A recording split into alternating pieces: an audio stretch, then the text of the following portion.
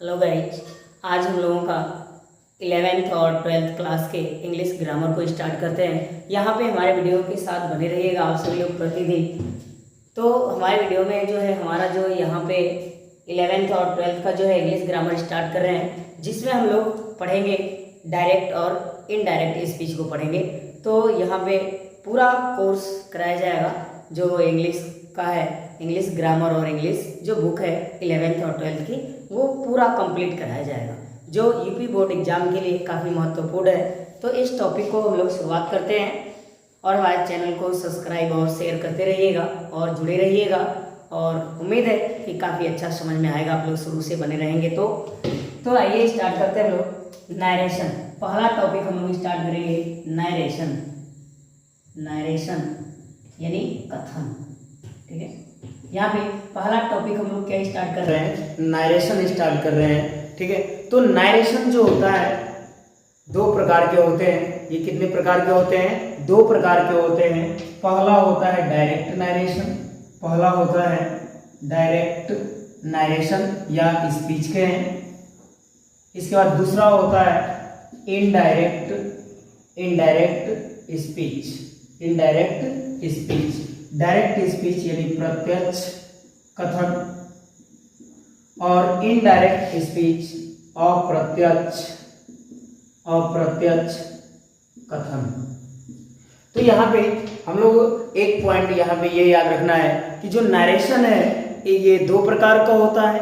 एक direct speech और दूसरा होता है इनडायरेक्ट स्पीच होता है। अब ये डायरेक्ट स्पीच को कहा जाता है प्रत्यक्ष कथन और इनडायरेक्ट स्पीच को कहा जाता है अप्रत्यक्ष कथन। अब यह डायरेक्ट स्पीच या प्रत्यक्ष कथन क्या होता है? जब वक्ता के कथन को, जब वक्ता के कथन को ज्यों का त्यों व्यक्त किया जाए, जब वक्ता के कथन को ज्यों का त्यों व्यक्त किया जाए तो डायरेक्ट स्पीच कहलाता है। तो डायरेक्ट स्पीच कहलाता है। तो डायरेक्ट स्पीच क्या होता है? जब वक्ता के कथन को ज्यों का त्यों व्यक्त किया जाए, यानी जब वक्ता के कथन को ज्यों का त्यों व्यक्त किया जाता है तो एक वो डायरेक्ट स्पीच कहलाता है। और इनडायरेक्ट स्पीच क्या होता है? इनडायरेक्ट स्पीच जब वक्ता के कथन को अपने शब्दों में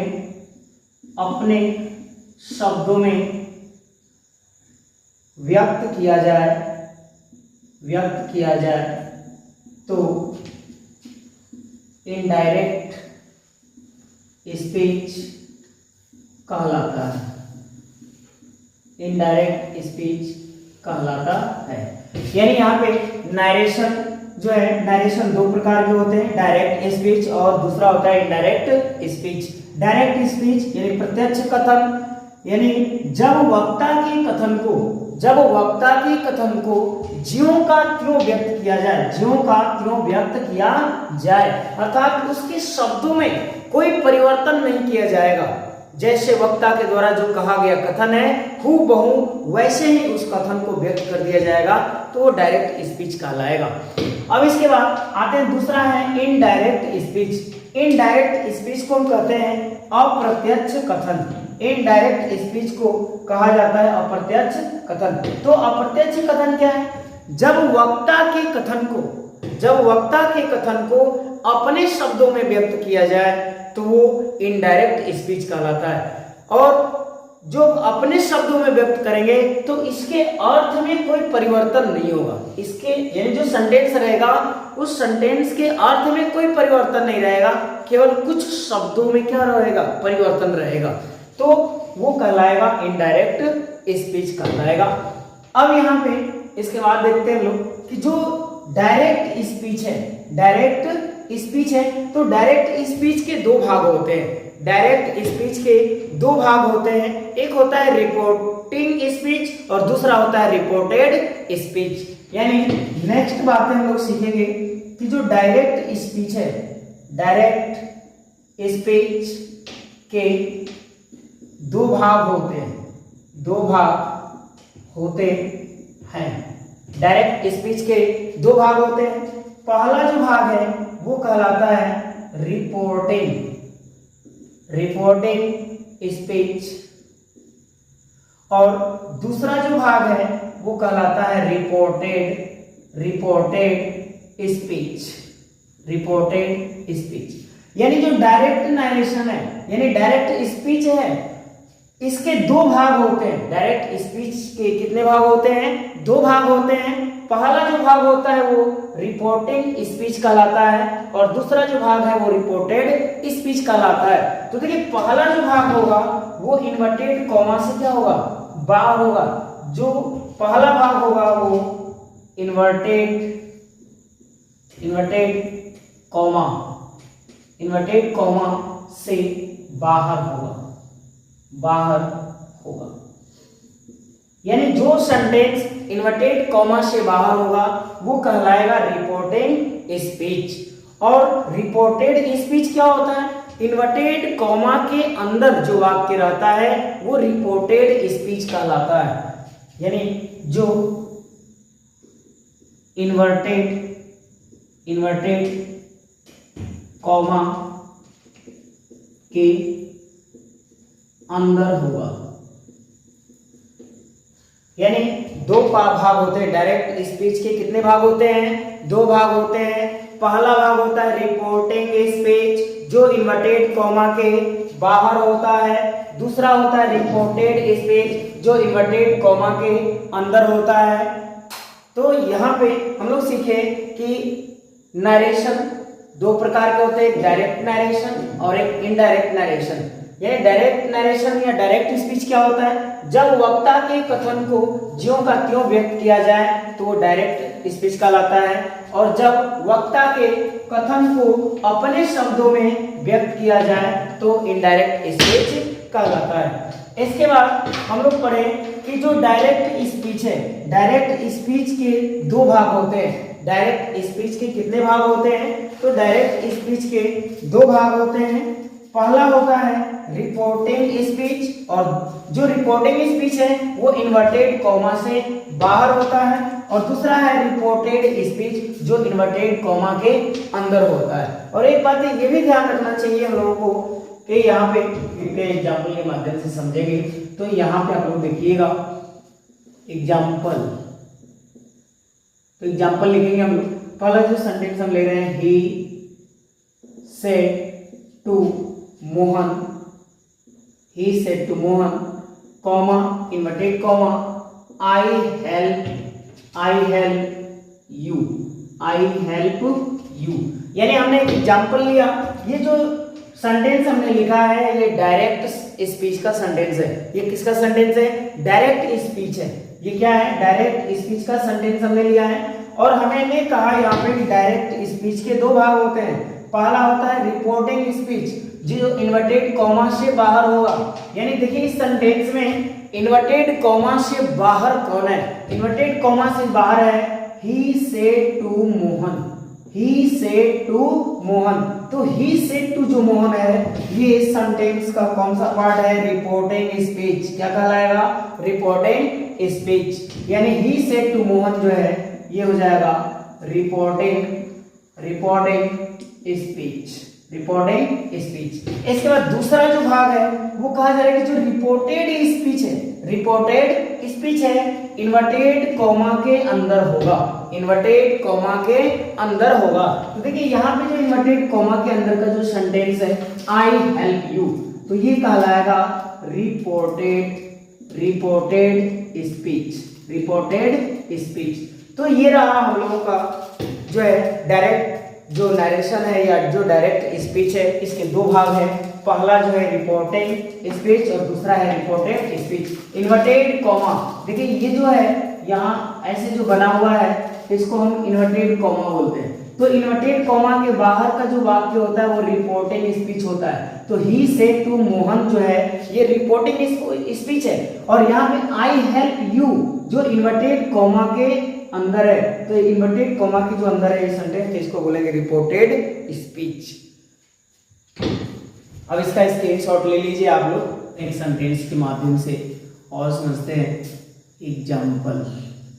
ठीक है, एक एग्जाम्पल लेते हैं हम लोग और यहाँ पे एग्जाम्पल लेते हैं मोहन सेड टू सोहन। मोहन देखिए यहाँ पे Mohan said to Sohan comma inverted comma I help you, I help you. तो यहाँ पे हमने एक सेंटेंस लिया Mohan said to Sohan, Mohan said to Sohan I help you, I help you. तो देखिए यहाँ पे जो मोहन है, ये मोहन जो है रिपोर्टर है, ये क्या है मोहन क्या कहलाएगा रिपोर्टर। और यहाँ पे जो सेड है ये हो जाएगा रिपोर्टिंग वर्ब, क्या हो जाएगा रिपोर्टिंग वर्ब हो जाएगा। ठीक है, और इसके बाद जो सेड टू है, इसके बाद मोहन सेड टू सोहन है, तो मोहन जो है रिपोर्टर हो गया, सेड जो हो गया रिपोर्टिंग वर्ब हो गया, और यहाँ पे सोहन जो है ये the object of reporting verb. यहाँ पे सोहन क्या कहलाएगा the object of reporting verb. इसके बाद जो आई हेल्प यू यहाँ पे है आई हेल्प यू, तो यहाँ पे आई हेल्प यू, तो आई हेल्प यू हो जाएगा रिपोर्टेड स्पीच कहलाएगा। तो यहाँ पे एक जो सेंटेंस हमने लिखा था, ये जो सेंटेंस है ये डायरेक्ट स्पीच का है, किसका ये डायरेक्ट स्पीच का ये सेंटेंस है। तो हमने डायरेक्ट स्पीच का एक सेंटेंस लिया और इसे Mohan said to Sohan I help you, तो इसमें जो मोहन है वो रिपोर्टर है, इसके बाद जो सेड है ये रिपोर्टिंग वर्ब है, और जो सोहन है ये the object of reporting verb, यानी रिपोर्टिंग वर्ब का ये ऑब्जेक्ट है। इसके बाद कॉमा है ये, और इसके बाद ये जो लगा हुआ है इन्वर्टेड कॉमा है, तो आई हेल्प यू इन्वर्टेड कॉमा के जो अंदर का सेंटेंस है ये है रिपोर्टेड स्पीच। अब इसके बाद हम लोग आ जाते हैं, तो आगे जब बढ़ेंगे हम लोग तो यहाँ पे देखेंगे कि कई तरह से डायरेक्ट और इनडायरेक्ट को चेंज किया जाता है, तो इनके जो सामान्य नियम हैं उनको हम लोग पढ़ेंगे। तो अब यहाँ पे जो है फर्स्ट टाइप हम लोग पढ़ेंगे, तो यहाँ पे शुरू करेंगे हम लोग चेंज ऑफ पर्सन। देखिए पहला टॉपिक स्टार्ट होने जा रहा है change of person, change of person. तो यहाँ पे हम लोग स्टार्ट करेंगे चेंज ऑफ पर्सन, यानी पर्सन के अनुसार चेंजिंग होता है। तो यहाँ पे देखिए चेंज ऑफ पर्सन के लिए एक फॉर्मूला लिखते हैं हम लोग, तो होता है 1 2 3, इसके बाद SON। अब देखिए यहाँ पे ये होता है कि जो फर्स्ट पर्सन है वो चेंज होगा किसके अनुसार सब्जेक्ट के अनुसार, सेकंड पर्सन जो चेंज होगा ऑब्जेक्ट के अनुसार, और जो थर्ड पर्सन है वो नो चेंज। देखिए S का अर्थ होता है सब्जेक्ट, O का अर्थ हुआ ऑब्जेक्ट, N का अर्थ हुआ नो चेंज दैट मीन्स नहीं बदलेगा, कोई परिवर्तन नहीं होगा, और 1 का अर्थ हुआ फर्स्ट पर्सन, 2 का अर्थ हुआ सेकंड पर्सन, और 3 का अर्थ हुआ थर्ड पर्सन। तो फर्स्ट पर्सन सब्जेक्ट के अनुसार चेंज होगा, सेकंड पर्सन ऑब्जेक्ट के अनुसार चेंज होगा, और थर्ड पर्सन जो है no change, third person no change. तो इसको लिखा जाता है SON, सम बोला जाता है। यानी यहाँ पे आप लोग लिख लीजिए कि S का अर्थ होता है सब्जेक्ट, S का अर्थ होता है सब्जेक्ट, O का अर्थ होता है ऑब्जेक्ट, और N का अर्थ होता है नो चेंज, यानी नो चेंज यानी नहीं बदलेगा। अब इसके बाद हम लोग ये देखेंगे यहाँ पे कि जो फर्स्ट पर्सन, सेकंड पर्सन और थर्ड पर्सन में कौन कौन से शब्द आते हैं, यानी जो प्रोनाउंस है जैसे I, we, you, he, she, it, they, तो ये कौन से पर्सन है, फर्स्ट पर्सन में कौन आता है, सेकंड पर्सन में कौन आता है, थर्ड पर्सन में कौन कौन से शब्द आते हैं। तो इनका एक लिस्ट है, हम लोग लिखते हैं और उसको याद कर लीजिएगा आप लोग, ताकि आगे पढ़ने में और समझने में कोई दिक्कतदारी ना आए। तो इस टेबल को हम लोग समझेंगे, तो आइए इस टेबल को समझने के लिए प्रयास करते हैं हम लोग। तो यहाँ पे ये भी ध्यान देना होगा कि थोड़ा सा इसको हम एक एग्जाम्पल के माध्यम से समझते हैं। जो हमने ऊपर का एग्जाम्पल लिया है इसे भी ले सकते हैं या अन्य एग्जाम्पल लेते हैं। तो एक एग्जाम्पल के माध्यम से हम लोग इस पूरे को समझते हैं कि फर्स्ट पर्सन, सेकंड पर्सन और थर्ड पर्सन जो सब्जेक्ट, ऑब्जेक्ट और नो चेंज है ये कैसे परिवर्तित होगा। तो यहाँ पे हम एक एग्जाम्पल लेते हैं। एक एग्जाम्पल हमने लिया, लेंगे he says to me, he says to me, he says to me I love you, I love you. यानी हमने एक एग्जाम्पल लिया, he says to me I love you. तो यहां पे जो ये सेंटेंस है हमने पढ़ा कि ये जो सेंटेंस हमने लिया ये डायरेक्ट स्पीच है। ये क्या है? डायरेक्ट स्पीच, डायरेक्ट स्पीच है। तो हमने एक डायरेक्ट स्पीच का एक सेंटेंस लिया, he says to me I love. एक बात याद रखिएगा कि जो इन्वर्टेड कॉमा के अंदर एक सेंटेंस है, इन्वर्टेड कॉमा के बाहर एक सेंटेंस है। तो यहाँ पे जो ही है ये हमेशा जो है सब्जेक्ट का कार्य करेगा। जो ही है वो किसका कार्य करेगा? सब्जेक्ट का वर्क करेगा, कार्य करेगा। और जो सेज है ये वर्ब है, ठीक है। और ये जो मी है ये ऑब्जेक्ट है। ये क्या है? ऑब्जेक्ट है। यानी जो रिपोर्टिंग वर्ब था हम लोगों का, क्या था? यानी जो हम लोगों का रिपोर्टिंग स्पीच था, यानी रिपोर्टिंग स्पीच में ही सब्जेक्ट और ऑब्जेक्ट आएंगे। रिपोर्टिंग स्पीच में ही सब्जेक्ट और ऑब्जेक्ट आएंगे। अब इसके बाद कॉमा, इन्वर्टेड कॉमा है जो इन्वर्टेड कॉमा के अंदर का जो सेंटेंस है, यानी इन्वर्टेड कॉमा के जो अंदर का सेंटेंस है ये रिपोर्टेड स्पीच, रिपोर्टेड स्पीच। तो ये जो रिपोर्टेड स्पीच है इसमें जो पर्सन आएगा, जैसे आई आ गया, यू आ गया, तो ये किसके अनुसार बदलेंगे? अब देखिए यहाँ पे जो इन्वर्टेड कॉमा के बाहर का जो सेंटेंस था ये सब्जेक्ट, ये वर्ब है, ये मी जो है ऑब्जेक्ट है।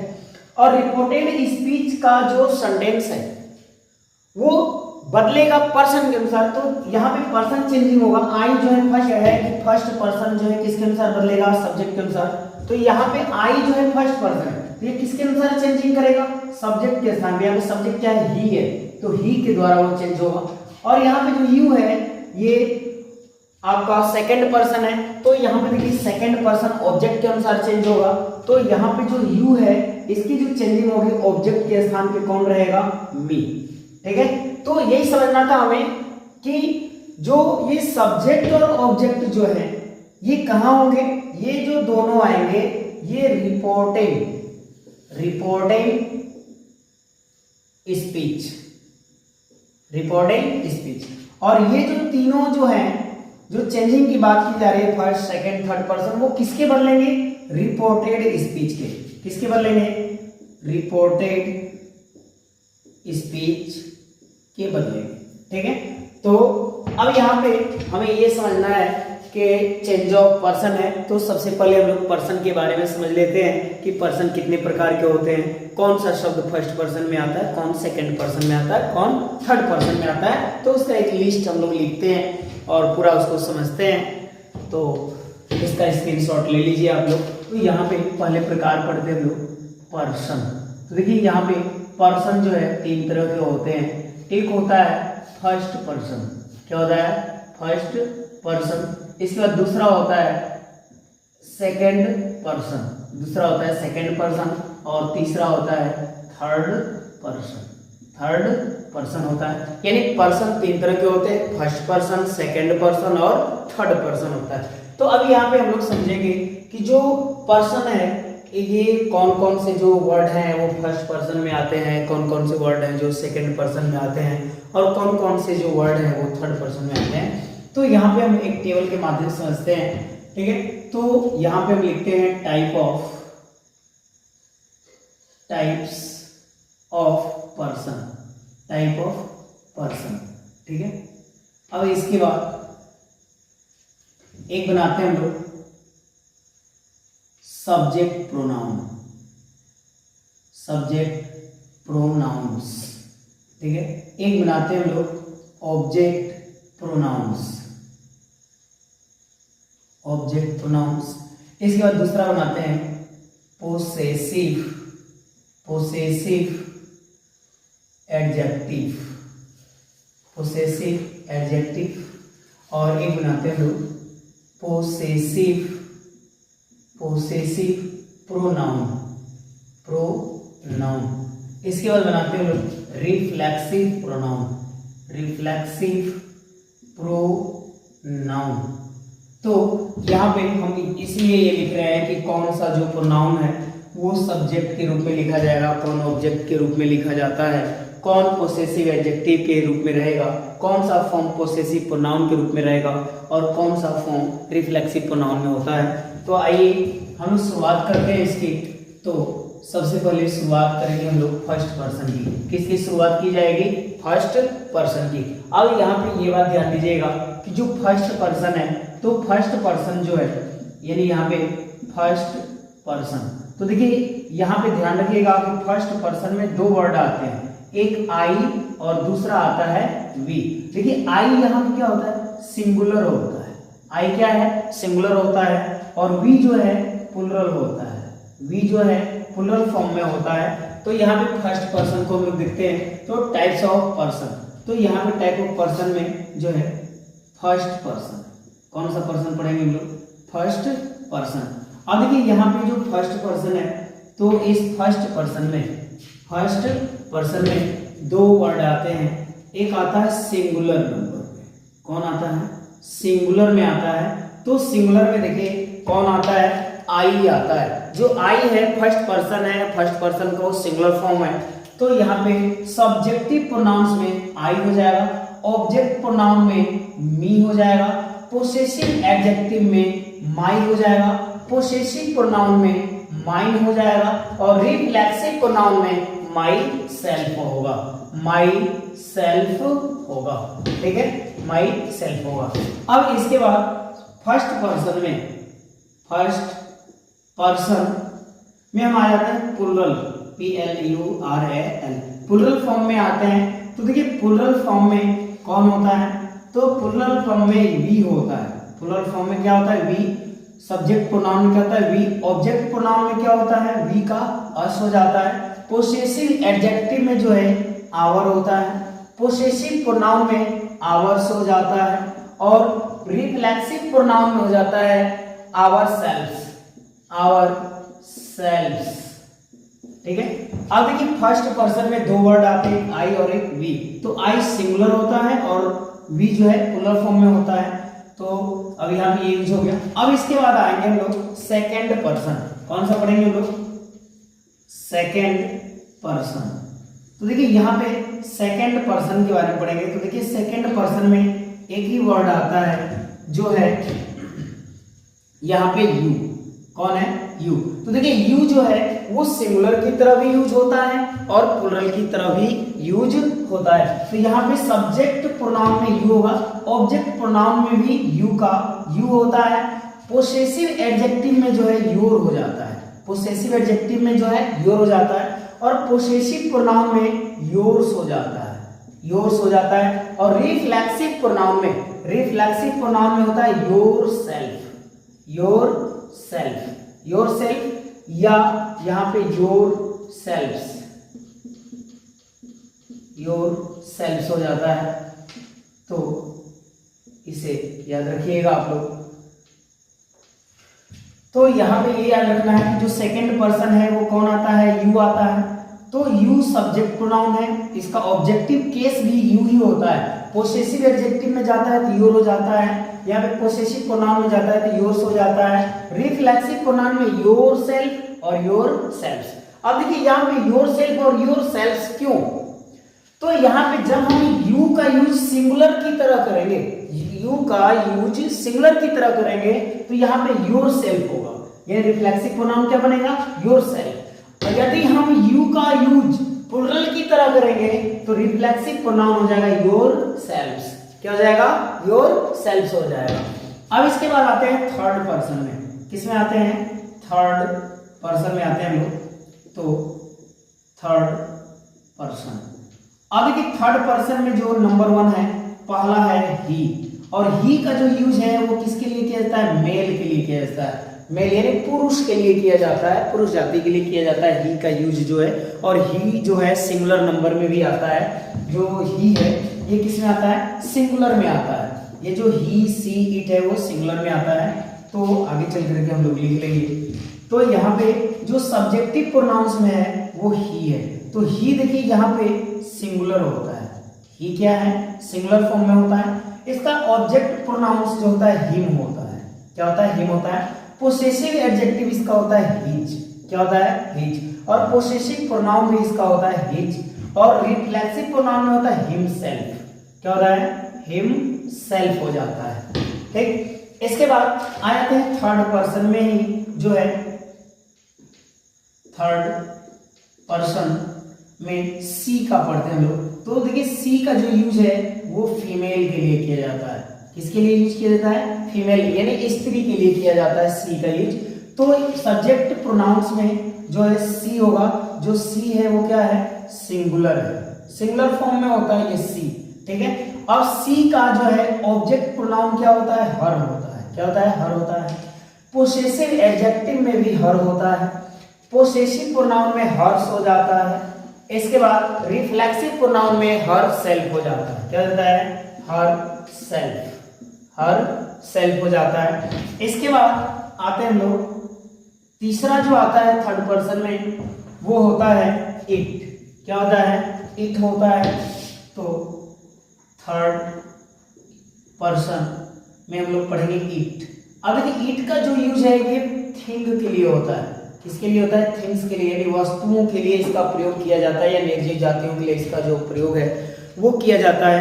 तो यहाँ पे इट, इट्स जो है इसका हम लोग यूज देखते हैं। देखिए यहाँ थर्ड पर्सन जो इट है ये इसका यूज थिंग्स के लिए किया जाता है, वस्तुओं के लिए किया जाता है। तो यहाँ पे जो सब्जेक्ट प्रोनाउन है इसमें क्या होगा? इट होगा। इसके बाद ऑब्जेक्ट जो प्रोनाउन है इसमें भी क्या होता है? इट होता है। इसके बाद पोसेसिव एडजेक्टिव में इट्स हो जाता है। पोसेसिव एडजेक्टिव में ये इट्स हो जाता है। और पोसेसिव प्रोनाउन में इट का यूज नहीं होता है, नो यूज। क्या होता है? No use. ठीक है। इसके बाद रिफ्लेक्सिव प्रोनाउन में होता है इट सेल्फ। क्या हो जाता है? इट सेल्फ हो जाता है। इसके बाद एक लास्ट आता है थर्ड पर्सन में, एक लास्ट आता है थर्ड पर्सन में जिसका नाम है दे। थर्ड पर्सन, थर्ड पर्सन में आता है दे, THEY। थर्ड पर्सन में कौन आता है? जो दे है। तो इस दे का जो यूज है वो प्लूरल फॉर्म में करते हैं हम लोग। तो यहाँ पे जो इट है इसे भी लिख लीजिएगा, ये सिंगुलर फॉर्म में होता है। इसके बाद जो दे है थर्ड पर्सन में दे आता है, तो दे।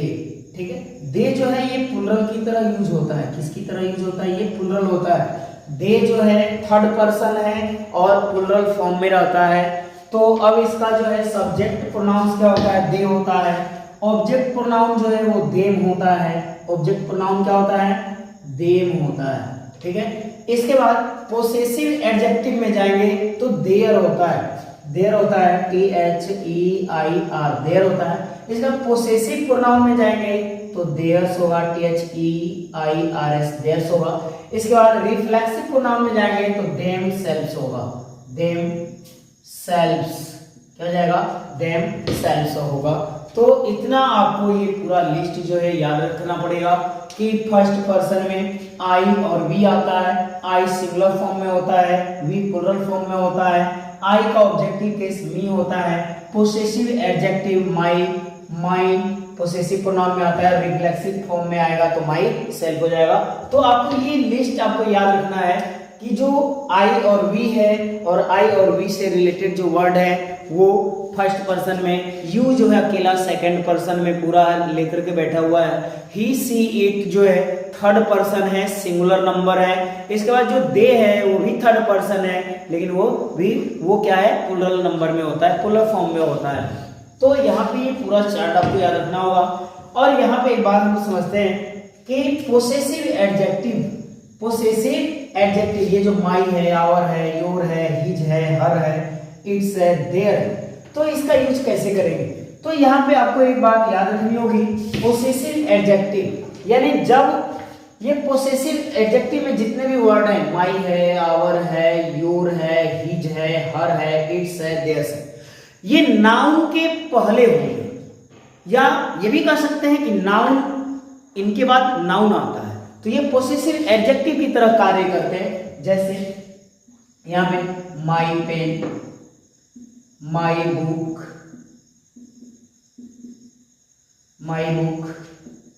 माई वॉच,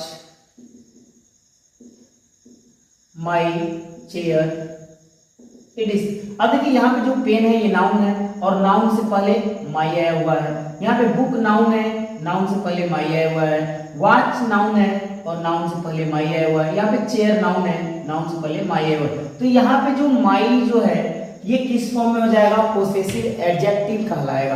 यानी जब ये नाउन के साथ होता है तो पोसेसिव एडजेक्टिव कहलाता है। जैसे अब यहाँ पे दूसरा वर्ड है आवर है, तो यहाँ पे लिख सकते हैं our school, our village, our shirt, our pen, it is. यानी ये जो वर्ड है यहाँ पे आवर पेन, आवर बुक, अब यहाँ पे योर है, your home, your book, your pen, your copy, your pencil, your chair, your village, your school, your college, ऐसे वर्ड आएंगे। अब यहाँ पे हिज है, तो जैसे his pen, his book, his chair, his table, his house, his sari. तो ये जो है पोसेसिव एडजेक्टिव में जितने भी वर्ड हैं इनके साथ जब नाउन आ जाएगा तो ये पोसेसिव एडजेक्टिव कहलाएगा। ये क्या कहलाएगा? पोसेसिव एडजेक्टिव कहलाएगा। तो इन सभी वर्डों का जो माई है, आवर है, योर है, हिज है, हर है, इट्स है, देयर है, इनका जो यूज करेंगे वो नाउन के साथ ही यूज किया जाएगा। इनके तुरंत बाद जो है नाउन रहेगा। तो इसका स्क्रीनशॉट ले लीजिए और इसको आप लोग याद कर लीजिएगा। तो देखिए यहाँ पे जो है जनरल रूल्स पढ़ेंगे हम लोग, जनरल रूल्स, ठीक है, सामान्य नियम है जो अक्सर डायरेक्ट से इनडायरेक्ट स्पीच में चेंज करते समय यूज किए जाते हैं। तो एक तरफ हम लोग लिखते हैं, ये असर्टिव सेंटेंस के लिए होगा, असर्टिव सेंटेंसेज के लिए होगा। तो असर्टिव सेंटेंसेज के लिए होगा तो देखिए यहाँ पे डायरेक्ट स्पीच से हम लोग इन डायरेक्ट स्पीच में चेंज करेंगे। यानी यहाँ पे हम लोग जनरल रूल्स पढ़ेंगे, यानी ऐसे नियम्स हैं जो लगभग सभी असर्टिव सेंटेंस में लागू होते हैं। इसके बाद असर्टिव सेंटेंस पढ़ते हैं हम लोग। तो असर्टिव सेंटेंस देखिए कई प्रकार के सेंटेंसों को पढ़ना। असर्टिव सेंटेंस पढ़ेंगे, इंट्रोगेटिव पढ़ेंगे, एक्सक्लेमेटरी सेंटेंस पढ़ेंगे, ऑप्टेटिव सेंटेंस पढ़ेंगे। तो इस तरह से कम जो है क्रम वाइज आते रहेगा। इंपरेटिव सेंटेंस आएगा, इंपरेटिव सेंटेंस में भी कई टाइप होंगे। तो यहाँ पे हम लोग पहले जिक्र करेंगे असर्टिव सेंटेंस का। तो देखिए असर्टिव सेंटेंस जब रहेगा तो डायरेक्ट स्पीच से इनडायरेक्ट स्पीच में कैसे कन्वर्ट करेंगे हम लोग, तो उनको हम लोग देखते हैं। अब देखिए यदि जो रिपोर्टिंग वर्ब है, क्या है यहाँ पे, यदि रिपोर्टिंग वर्ब्स निम्न प्रकार से यदि रिपोर्टिंग वर्ब के स्थान पे यदि दिया हुआ है से, ठीक है, से दिया है या सेज दिया हुआ है डायरेक्ट स्पीच में, किसके स्थान पे? रिपोर्टिंग वर्ब के स्थान पे यदि डायरेक्ट स्पीच में से या सेज है तो उसको हम इनडायरेक्ट में भी से या सेज ही लिखेंगे। अगर देखिए से है तो से लिखेंगे, अगर सेज है तो सेज लिखेंगे, ठीक है। इसके बाद होता है कि यदि हमारे पास से टू दिया हुआ है, यानी रिपोर्टिंग वर्ब के स्थान पे क्या है? से टू है, तो इसको इनडायरेक्ट में जब हम चेंज करेंगे तो इनडायरेक्ट में ये हो जाएगा टेल। किसमें चेंज हो जाएगा? टेल में चेंज हो जाएगा। यदि हमारे पास सेज टू दिया हुआ है, यानी डायरेक्ट स्पीच में हमें रिपोर्टिंग वर्ब के स्थान पे सेज टू दिया है, तो इसको हम इनडायरेक्ट में चेंज करेंगे तो क्या ले लेंगे हम लोग? टेल्स ले लेंगे। क्या ले लेंगे? टेल्स में कन्वर्ट कर देते हैं। इसके बाद जो ये तीनों हैं, ये जो हमने तीनों लिखा ये किस टेंस में है, ये जो तीनों आएंगे ये प्रेजेंट टेंस में है। किस टेंस में है? प्रेजेंट टेंस में है। तो यहाँ पे ये लिखते हैं कि ये जो तीनों हैं किस टेंस में है? प्रेजेंट टेंस में है। ठीक है, ये किस टेंस में है? प्रेजेंट टेंस में तीनों है। ठीक है, तो प्रेजेंट टेंस में अगर रिपोर्टिंग वर्ब प्रेजेंट टेंस में होता है, से या सेज होता है, तो से और सेज ही रहेगा। अगर रिपोर्टिंग वर्ब प्रेजेंट टेंस में से टू है तो किसमें चेंज होता है? टेल में चेंज होता है। अगर सेज टू है तो ये टेल्स में चेंज होता है। इसके बाद अब आता है कि रिपोर्टिंग वर्ब यदि फ्यूचर टेंस में हो, रिपोर्टिंग वर्ब जो है वो किस में हो? फ्यूचर टेंस में हो।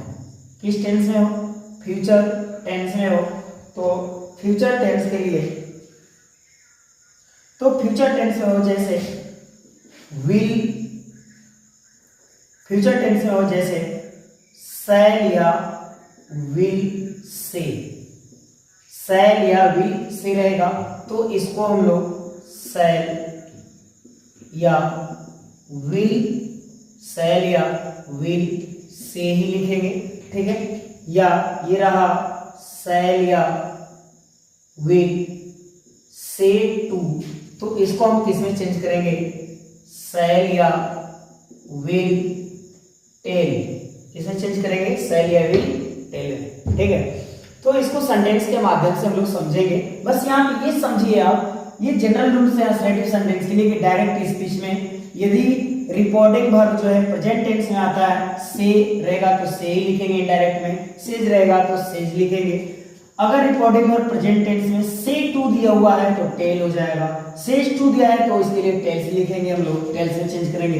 फ्यूचर टेंस में अगर दिया है शैल से या विल से तो इसको शैल या विल से में ही लिखते हैं। अगर ये शैल या विल से टू में दिया है तो यहाँ पे से टू को जो है कन्वर्ट कर लेते हैं टेल में, बाकी शैल या विल जो दिया रहेगा वो उसके साथ ही रहेगा। ठीक है, तो ये जो प्रेजेंट और फ्यूचर में है, तो यहाँ पे हम लोग एक बातें ये भी ध्यान रखनी है कि यदि रिपोर्टिंग वर्ब प्रेजेंट टेंस या फ्यूचर टेंस में रहेगा तो रिपोर्टेड स्पीच के टेंस में कोई परिवर्तन नहीं होगा। तो यहाँ पे सेकंड रूल जो हो जाएगा, यानी रूल नंबर जो सेकंड पढ़ेंगे, यदि रिपोर्टिंग वर्ब प्रेजेंट या फ्यूचर टेंस में हो तो रिपोर्टेड स्पीच, यानी रिपोर्टेड स्पीच के टेंस में कोई परिवर्तन नहीं होगा। कोई परिवर्तन लिया यू से कॉमा इन्वर्टेड कॉमा, यू से कॉमा इन्वर्टेड कॉमा लिया। He is a lazy boy, he is a lazy boy. You से इसको हमें चेंज करना है किसमें? इनडायरेक्ट स्पीच में चेंज करेंगे। तो देखिए कैसे चेंज किया जाएगा। तो देखिए यहाँ पे जो हमने शुरुआत में ही बताया कि जो डायरेक्ट स्पीच है उसके दो पार्ट्स होते हैं, एक इन्वर्टेड कॉमा के बाहर और एक इन्वर्टेड कॉमा के अंदर। तो रिपोर्ट जो इन्वर्टेड कॉमा के अंदर होता है उसे रिपोर्टिंग स्पीच और जो इन्वर्टेड कॉमा के अंदर होता है उसे रिपोर्टेड स्पीच बोलते हैं। अब देखिए यहाँ पे यही कह रहा है नियम हमारा कि जब हम असर्टिव सेंटेंस रहेगा, यानी इन्वर्टेड कॉमा के अंदर देखिए असर्टिव सेंटेंस है he is a lazy boy है, तो यहाँ पे कह रहा है कि डायरेक्ट स्पीच में यदि से दिया हुआ है तो इनडायरेक्ट में भी वो क्या होगा? से होगा। देखिए यहाँ पे जो यू है ना, ये सब्जेक्ट का कार्य कर रहा है, यू जो है सब्जेक्ट का कार्य कर रहा है। तो यहाँ पे देखिए यू है तो यू लिखेंगे। देखिए सब्जेक्ट में कोई परिवर्तन नहीं होता है, किसी भी प्रकार का सेंटेंस हो सब्जेक्ट में कोई परिवर्तन नहीं होता है। अगर बदलता है तो रिपोर्टिंग वर्ब ही चेंज होता है इन्वर्टेड कॉमा के बाहर। अब देखिए यहाँ पे यू है तो हमने यू लिखा। अब देखिए यहाँ पे क्या है, से दिया हुआ है। देखिए क्या कर रहा है कि अगर केवल से हो तो इनडायरेक्ट में भी ये क्या होगा, से ही लिखा जाएगा। तो यहाँ पे देखिए क्या लिखा जाएगा, से लिखा जाएगा। ठीक है, अब इसके बाद एक नियम और याद रखना होगा आपको कि यहाँ पे लिखते हैं हम लोग कि डायरेक्ट से अगर इनडायरेक्ट में यदि हम चेंज कर रहे हो तो जो कॉमा है, कॉमा और इन्वर्टेड कॉमा को हटा देना। यानी यदि ये यहाँ पे एक नियम ये होता है कि यदि हमें डायरेक्ट से इनडायरेक्ट में चेंज करना है तो कॉमा और इन्वर्टेड कॉमा को हटा दिया जाता है, और कॉमा और इन्वर्टेड कॉमा को हटा देने के बाद दैट लगाया जाता है। दैट लगाएं, क्या लगाया जाता है, दैट लगाया जाता है। तो अब देखिए यहाँ पे समझिए आप लोग, यहाँ पे यू हो गया, से को हमें किस में बदलना है, से में ही बदलना है। यहाँ तरह से को से में बदलना है। अब देखिए यहाँ पे जो कॉमा दिया हुआ है, इस कॉमा को इनडायरेक्ट स्पीच में चेंज करते समय हटा दिया जाता है। तो ये डायरेक्ट से जब इनडायरेक्ट में बदलेंगे तो कॉमा को जो है हटा देंगे तो कॉमा हट जाएगा। इसके बाद जो इन्वर्टेड कॉमा है, इस इन्वर्टेड कॉमा को भी हटा दिया जाता है, और इसके बाद कनेक्टर के रूप में कंजक्शन दैट का प्रयोग किया जाता है। तो यहाँ पे कंजक्शन दैट का प्रयोग कर लिया जाएगा, यानी कॉमा इन्वर्टेड कॉमा जब हटा तो यहाँ पे क्या लगाया गया, दैट लगाया गया, जो दोनों वाक्यों को ये कनेक्ट करने का काम करेगा।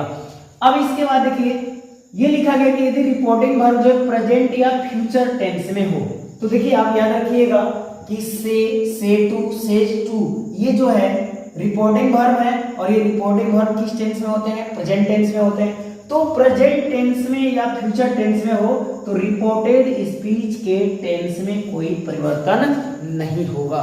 यानी जो रिपोर्टेड स्पीच है इन्वर्टेड कॉमा के अंदर का जो सेंटेंस है, इसमें कोई इसके टेंस में बदलाव नहीं होगा। जो पर्सन है उनको बदलेंगे लेकिन उसके टेंस को नहीं बदलेंगे, उसके टेंस में कोई परिवर्तन नहीं होगा।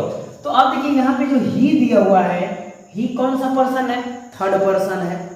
ही कौन सा पर्सन है, थर्ड पर्सन है, और थर्ड पर्सन का ये सिंगुलर नंबर है और मेल के लिए यूज किया जाता है, पुरुष जाति के लिए इसका उपयोग किया जाता है। तो इसलिए ही जो है थर्ड पर्सन है तो ये नहीं बदलेगा, तो यहाँ पे क्या लिखा जाएगा, ही लिखा जाएगा। ठीक है, अब एक बात यहाँ पे ये ध्यान देना है कि जो डायरेक्ट स्पीच होता है, डायरेक्ट स्पीच में जो इन्वर्टेड कॉमा के अंदर जो सेंटेंस रहेगा उसकी शुरुआत जो है कैपिटल लेटर से की जाती है। इन्वर्टेड कॉमा में जो वाक्य है उसकी शुरुआत जो है कैपिटल लेटर से की जाती है, लेकिन इनडायरेक्ट स्पीच में जब बदलेंगे तो अब ये जो कैपिटल एच है वो क्या बन जाएगा, स्मॉल, यानी दैट के बाद जो सेंटेंस लिखा जाएगा वो उसकी शुरुआत जो है स्मॉल लेटर से की जाएगी। तो यहाँ पे देखिए इज दिया हुआ है, is a lazy boy, is a lazy boy हो जाएगा। तो इस तरह से हम अनेक सेंटेंसों को चेंज करेंगे। हमने यहाँ पे एक सेंटेंस सीखा, आइए आगे और सेंटेंसों को हम लोग करते हैं और इन सभी नियमों को समझते हैं।